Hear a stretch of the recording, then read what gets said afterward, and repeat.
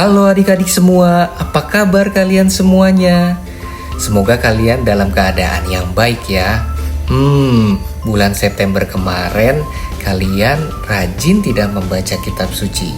Kan bulan September adalah bulan kitab suci nasional. Rajin gak ikut pertemuan kitab suci di lingkungan? Kalau enggak, gak apa-apa, tahun depan nanti diperbaiki lagi ya. Sekarang kita akan memasuki bulan Oktober. Nah, bulan Oktober adalah bulan Rosario. Kalian harus sudah siap-siap nih Rosarionya, supaya nanti kalian bisa ikut Rosario di lingkungan. Enak loh ikut Rosario di lingkungan. Biasanya selesai doa kalian akan dapat kue. Wow, menyenangkan sekali bukan?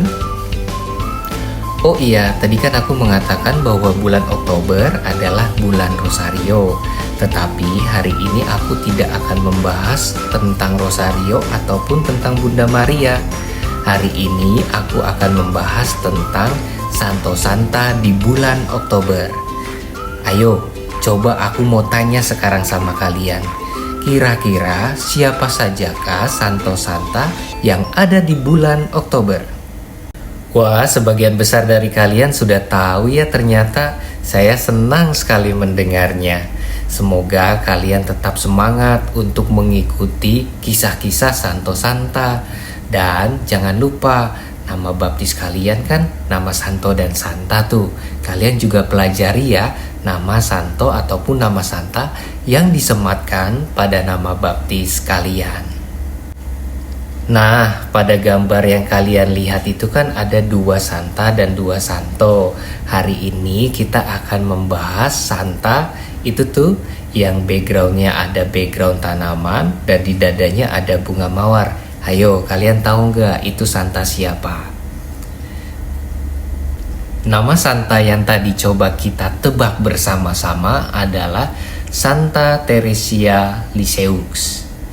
Pertama-tama kita akan melihat bagaimana kehidupannya di tengah keluarganya ya, di tengah papa, mama, dan kakak-kakaknya. Yuk kita lihat bagaimana kehidupan Santa Teresia Lisieux di tengah keluarga. Santa Teresia Lisieux itu lahir di kota yang bernama Alencon, Prancis pada tanggal 2 Januari 1873. Ayahnya bernama Louis Martin, sementara ibunya bernama Azélie Marie Guérin.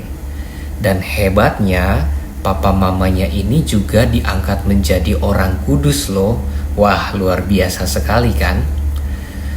Kisah sedihnya adalah ibunya itu sudah meninggal ketika Teresia berusia 4 tahun.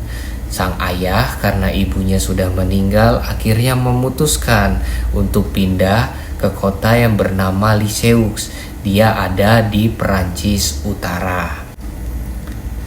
Kalau kalian perhatikan gambar yang ada di sana, ternyata Teresia muda merupakan sosok wanita yang sangat cantik parasnya. Teresia adalah anak bungsu. Keempat bersaudaranya juga merupakan biarawati.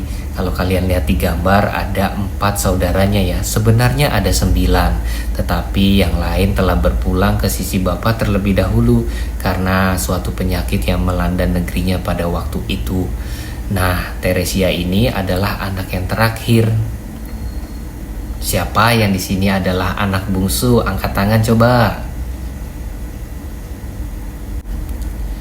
Kakaknya yang bernama Pauline memutuskan masuk biara di usia Teresia yang pada waktu itu menginjak usia 9 tahun. Pauline sudah dianggap oleh Santa Teresia ini sebagai ibu keduanya karena ketika ibu mereka meninggal, kakak yang bernama Pauline inilah yang merawat Santa Teresia dengan penuh kasih sayang. Ketika ditinggal masuk biara, Teresia sakit karena merasa sedih kehilangan kakak kesayangannya. Semua kakak-kakak yang lain bingung bagaimana cara mengobatinya. Akhirnya mereka sekeluarga berdoa kepada Bunda Maria dan ternyata Santa Teresia ini sembuh karena pada waktu itu ia melihat patung Bunda Maria tersenyum kepadanya. Inilah tanda-tanda awal bagaimana nanti Santa Teresia ini menjadi orang kudus. Di usia 14 tahun, Teresia muda memutuskan untuk masuk biara Karmelit di kota Lisieux.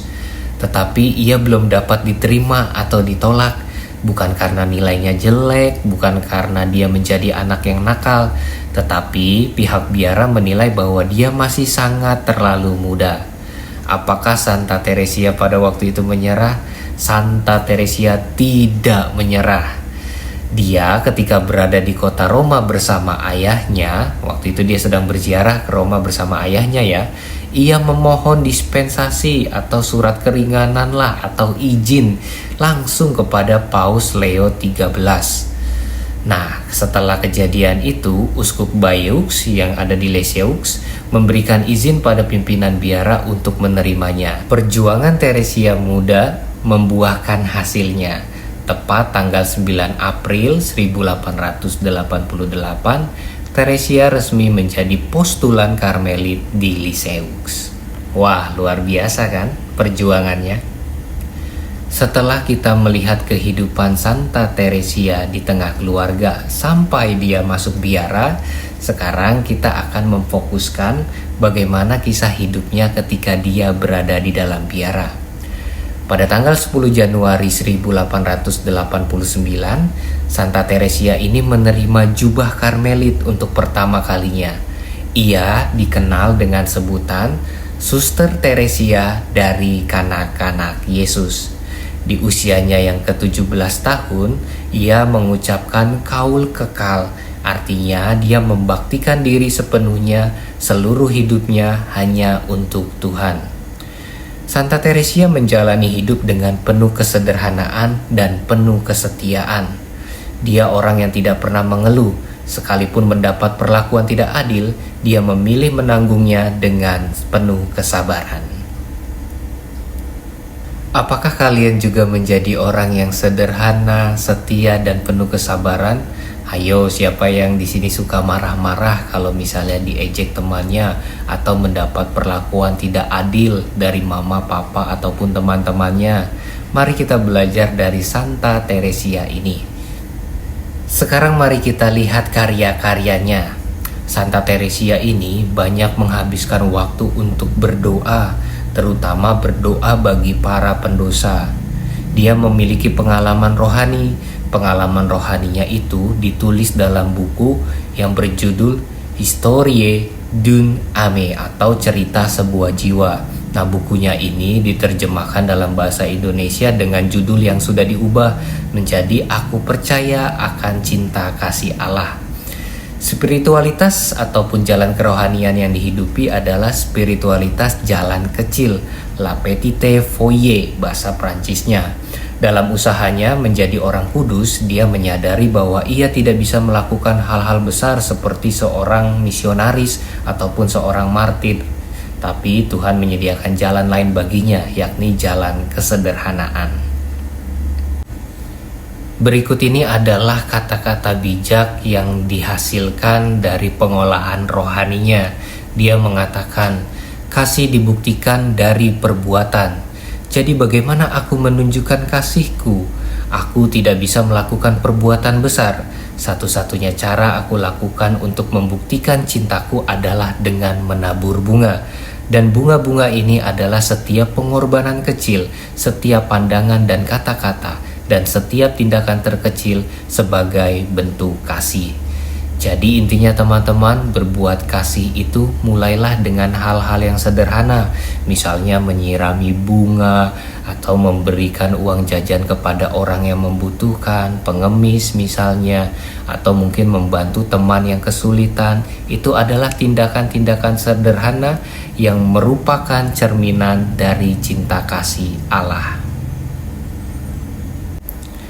Pada tanggal 30 September 1897, Santa Teresia ini wafat karena penyakit tuberkulosis yang menyerang paru-parunya ya.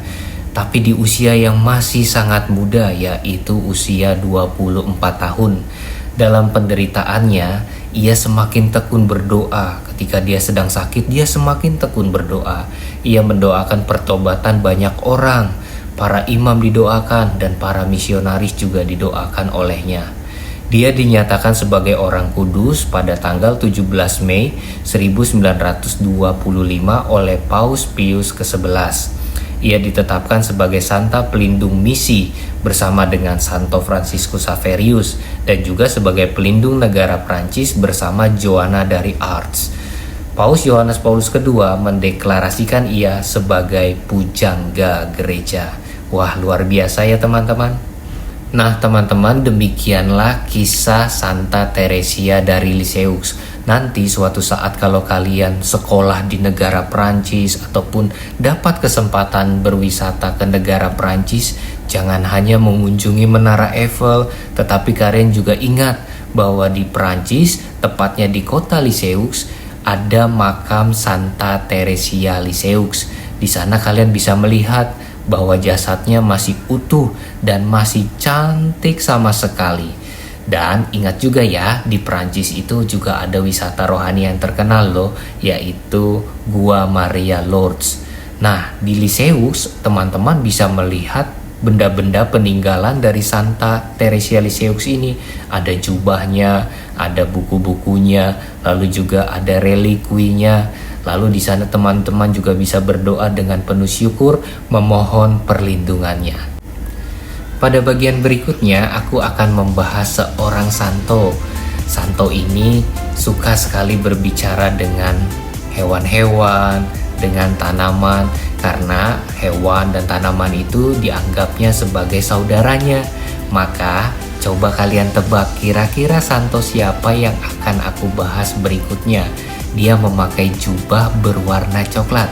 Ayo, kalian bisa menebaknya. Kalau bisa menebaknya, kalian sungguh-sungguh sangat hebat. Sampai jumpa teman-teman. Semoga sehat selalu ya. Tuhan memberkati. Dah.